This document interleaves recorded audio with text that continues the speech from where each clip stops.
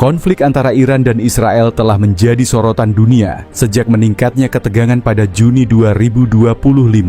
Serangan Israel yang menewaskan Panglima tertinggi Korps Garda Revolusi Islam Iran, Hossein Salami, serta 2 ilmuwan nuklir Iran, memicu serangan balasan dari Iran pada 15 Juni 2025.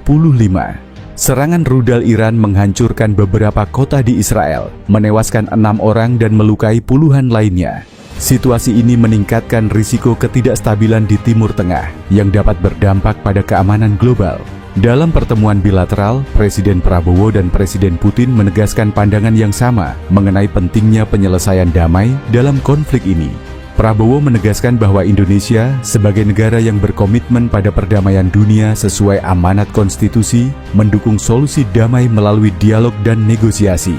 Kami ingin semua masalah diselesaikan secara damai. Kolaborasi lebih penting daripada konflik, ujar Prabowo dalam konferensi pers bersama Putin. Pernyataan ini mencerminkan sikap Indonesia yang konsisten, mendorong gencatan senjata dan penyelesaian konflik melalui jalur diplomatik. Putin, di sisi lain, menegaskan bahwa Rusia juga memiliki pandangan serupa. Ia menyebutkan bahwa posisi Rusia dan Indonesia terhadap isu global, termasuk konflik Iran-Israel, relatif sama, yaitu menghormati kedaulatan setiap negara dan mendorong perdamaian di kawasan Asia Pasifik serta dunia.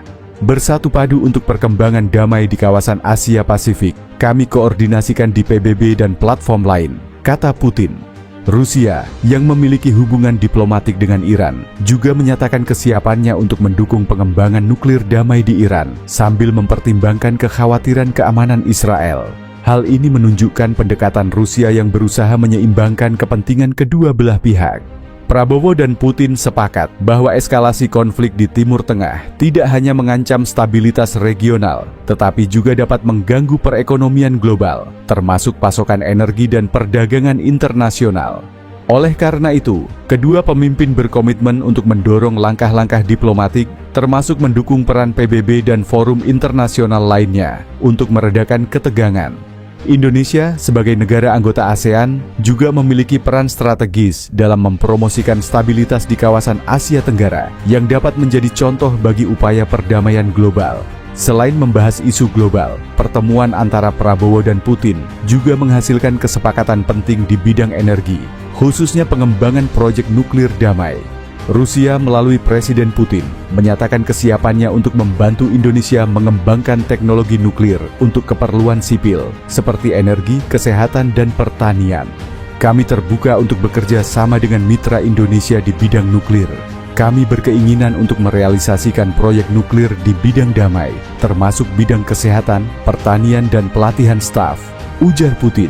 Pernyataan ini sejalan dengan ambisi Presiden Prabowo untuk membangun pusat tenaga nuklir di Indonesia. Sebelumnya, adik kandung Prabowo, Hasyim Jojo Hadikusumo, mengungkapkan bahwa Presiden terpilih 2024 sampai 2029 ini sangat bertekad untuk memulai proyek nuklir segera setelah dilantik. Menurut Hasyim, Prabowo telah berkomunikasi dengan Putin sejak beberapa bulan lalu untuk menjajaki kerjasama ini. Rusia, yang memiliki pengalaman panjang dalam pengembangan teknologi nuklir melalui perusahaan seperti Rosatom, dianggap sebagai mitra strategis yang dapat membantu Indonesia mewujudkan visinya.